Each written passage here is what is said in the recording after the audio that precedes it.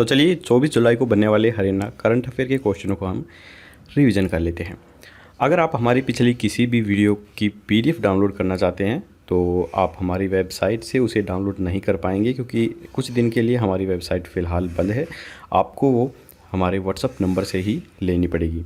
उसके लिए आपको बस करना ये है कि जितने भी महीने की आपको पीडीएफ चाहिए उतने रुपये आपको इस कोड को स्कैन करके पे कर देने हैं और उसका स्क्रीनशॉट आपको यहाँ दिखाए गए व्हाट्सअप नंबर पर सेंड कर देना है, जिसके बाद पीडीएफ फाइल हम आपको व्हाट्सएप पर ही सेंड कर देंगे। तो चलिए शुरू करते हैं आज की वीडियो। पहला प्रश्न है, हरियाणा स्कूल शिक्षा विभाग ने स्टेट टीचर अवार्ड के लिए कितने शिक्षकों का चयन किया है?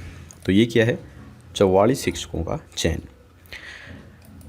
हरियाणा स्कूल शिक्षा विभाग ने वर्ष 2020 के लिए स्टेट टीचर अवार्ड हेतु 44 शिक्षकों का चयन किया है, जिनको आगामी 5 सितंबर 2021 को शिक्षक दिवस पर सम्मानित किया जाएगा। तो यहाँ पर शिक्षकों के सम्मान के लिए हरियाणा सरकार ने क्या कदम उठाए हैं वो मैं आपको बता देता हूँ। देखिए, राज्य शिक्षा पुरस्कार के लिए सरकार ने 44 शिक्षकों के नाम का ऐलान किया है और यहाँ पर सरकार कह रही है कि शिक्षकों के सम्मान के प्रति हमारी जो सरकार है वो बहुत ही ज़्यादा समर्पित सरकार है। तो मुझे ये बात पढ़ के सच पूछो तो बहुत ज़्यादा हंसी आई, क्योंकि देखिए कोरोना के अंदर जो सबसे ज़्यादा खराब माटी हुई है ना, वो प्राइवेट टीचरों की हुई है, प्राइवेट जो शिक्षक हैं उन्हीं की हुई है, क्योंकि सबसे अधिक यही स्कूल बंद रहे हैं प्राइवेट। सरकारी टीचरों को तो कुछ फ़र्क पड़ने वाला नहीं है, उनके लिए तो भले ही चाहिए 10 साल तक बंद रहे या 20 साल या उन सारी उम्र रहे, उनको तो पेमेंट कंटिन्यू हर महीने आ जाएगी अकाउंट में। लेकिन प्राइवेट टीचरों का इतना बुरा हाल हो गया था कि अधिकतर टीचरों को अपने घर गुजारे के लिए फल फ्रूट तक बेचने पड़ गए थे, उन्हें रेडी तक लगानी पड़ गई थी, इतना बुरा हाल हो गया था। और सरकार कह रही है कि हम शिक्षकों के प्रति समर्पित हैं। वाह, क्या बात है। खैर चलिए, 5 सितंबर को ये सम्मान आयोजित किया जाएगा। इसके अंदर 21,000 रुपये नगद पुरस्कार दिए जाएंगे, सिल्वर मेडल दिया जाएगा, प्रमाण पत्र दिए जाएंगे, एक शॉल दिया जाएगा। तो यहाँ पर सेवा में विस्तार तथा महंगाई भत्ते के साथ 2 अग्रिम वेतन वृद्धि भी दी जाएगी। खैर चलिए, सरकार अपनी वाहवाही तो लूटेगी। अब वोट तो लेने हैं आम लोगों से ही, तो वाहवाही तो करेगी ना कुछ तो बताएगी लोगों को गुमराह करने के लिए। मैं तो कहता हूँ आप सरकार को वोट दो, सबसे बेस्ट है, बिजली पानी सब बेस्ट मिलेगा, ना ही 40-40 हज़ार रुपये का बिल आएगा। खैर चलिए, अगला क्वेश्चन है, हाल ही में हरियाणा सरकार ने किस नई रेल लाइन परियोजनाओं को अपनी मंजूरी दी है? तो ये दी गई है करनाल यमुनानगर को। हरियाणा सरकार ने करनाल यमुनानगर रेल लाइन परियोजना को अपनी मंजूरी दे दी है। यह परियोजना इन 2 महत्वपूर्ण शहरों के बीच सीधे एवं त्वरित रेल संपर्क के लिए क्षेत्र के लोगों की लंबित मांग को पूरी करेगी। करनाल यमुनानगर रेल लाइन हरियाणा के लोगों को त्वरित, सुरक्षित, किफ़ायती, आरामदायी और विश्वसनीय मोबिलिटी विकल्प प्रदान कर मूल परिवहन बुनियादी ढांचे को मजबूत करेगी। हरियाणा सरकार ने 20 जुलाई 2021 को इस परियोजना की विस्तृत रिपोर्ट को मंजूरी दे दी है। Ministry of railways and government of Haryana ने 883.78 करोड़ रुपए की अनुमानित लागत की इस विस्तृत परियोजना रिपोर्ट को अंतिम रूप दिया है। यह परियोजना लगभग 4 वर्ष की अवधि में कार्यान्वित हो जाएगा। करनाल यमुनानगर नई rail line Delhi Ambala railway lines पर मौजूदा करनाल रेलवे स्टेशन से शुरू होगी और अम्बाला सहारनपुर रेलवे लाइन पर मौजूदा जगाधरी वर्कशॉप रेलवे स्टेशन से जुड़ेगी। यह परियोजना हरियाणा के दक्षिणी एवं पश्चिमी हिस्सों को पवित्र शहर हरिद्वार से सीधे जोड़ेगी। करनाल यमुनानगर रेल लाइन कलानौर में ईस्टर्न डेडिकेटेड फ्रेंट कॉरिडोर के लिए फीडर रूट कनेक्टिविटी प्रदान करेगी, जिससे करनाल यमुनानगर क्षेत्र में लॉजिस्टिक पार्कों के विकास के साथ ही परियोजना प्रभावित क्षेत्र में और उसके आसपास औद्योगिक गतिविधियों में वृद्धि के कारण रोजगार के साथ साथ आर्थिक अवसर भी पैदा होने से लोगों के जीवन स्तर में काफ़ी ज़्यादा सुधार जो होगा और उसमें मदद मिलेगी। करनाल और यमुनानगर के बीच सड़क मार्ग से दूरी 67 किलोमीटर है। इस प्रकार 64.6 किलोमीटर लंबी यह प्रस्तावित रेल लाइन इन दोनों शहरों के बीच सबसे छोटा लिंक प्रदान करेगी और यात्रियों के साथ साथ माल ढुलाई के लिए यात्रा के समय में जो समय लगता है उसको काफ़ी कम कर देगी। इसके बाद है, हरियाणा सरकार ने कितने साल के बाद डेयरी ऋण पर अनुदान योजना को दोबारा शुरू कर दिया है? तो ये किया गया है 3 साल के बाद। डेयरी ऋण पर अनुदान योजना को दोबारा जो चालू है वो कर दिया गया है। इसके चालू होने से अनुसूचित ही नहीं, अब सामान्य जाति के पशुपालक भी सरकार से 25% सब्सिडी पर लोन लेकर 4 और 10 पशुओं की डेयरी खोल सकते हैं। सरकार ने 3 साल पहले इस योजना को बंद कर दिया था और इसके स्थान पर लोन के ब्याज में छूट देने की स्कीम शुरू की थी। इस स्कीम का उद्देश्य पशुपालकों को 20 या 50 पशुओं की बड़ी डेयरी खोलने को प्रेरित करना था।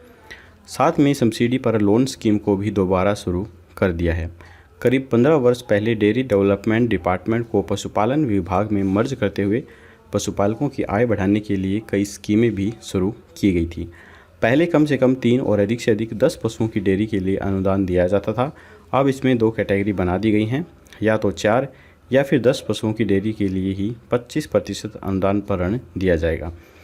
गाय व भैंस के अलावा भेड़, बकरी तथा सूअर पालन में रुचि रखने वाले पशुपालक भी 25% अनुदान राशि के लाभ पात्र होंगे।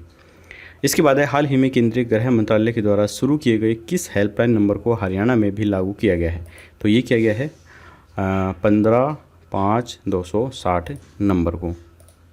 साइबर क्राइम शाखा के लोगों को ऑनलाइन ठगी से बचाने के लिए यह नई पहल शुरू की गई है। इसके लिए लोगों को 15-5-260 हेल्पलाइन नंबर के प्रति जागरूक किया जा रहा है, जिस पर शिकायत दर्ज कराने पर खाते या वॉलेट से निकाली गई रकम खाते में वापस आ जाएगी। इसके लिए केंद्रीय गृह मंत्रालय की पहल पर हेल्पलाइन नंबर जारी किया गया है। केंद्रीय गृह मंत्रालय की पहल पर बनाए गए citizen financially fraud reporting system के तहत जारी ये किया गया है। पायलट प्रोजेक्ट के तौर पर इसे पहले दिल्ली के अंदर लागू किया गया था। अब हरियाणा के साथ पूरे देश में भी इसे लागू कर दिया गया है। इसके बाद Haryana state junior athletics under 20 प्रतियोगिता में हरियाणा के किस जिले की बेटी वर्षा ने 2 रजत पदक प्राप्त की हैं? तो ये प्राप्त की हैं पानीपत की बेटी ने।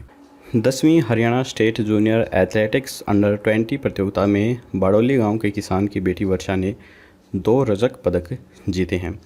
उन्होंने 1500 और 3000 मीटर दौड़ में सफलता भी हासिल की है। यह प्रतियोगिता करनाल के कर्ण स्टेडियम में आयोजित की गई है। वर्षा पंजाब के संगरूर में 31 जुलाई से 2 अगस्त तक होने वाली नेशनल जूनियर एथलेटिक्स अंडर 20 प्रतियोगिता में हरियाणा का प्रतिनिधित्व करेंगी।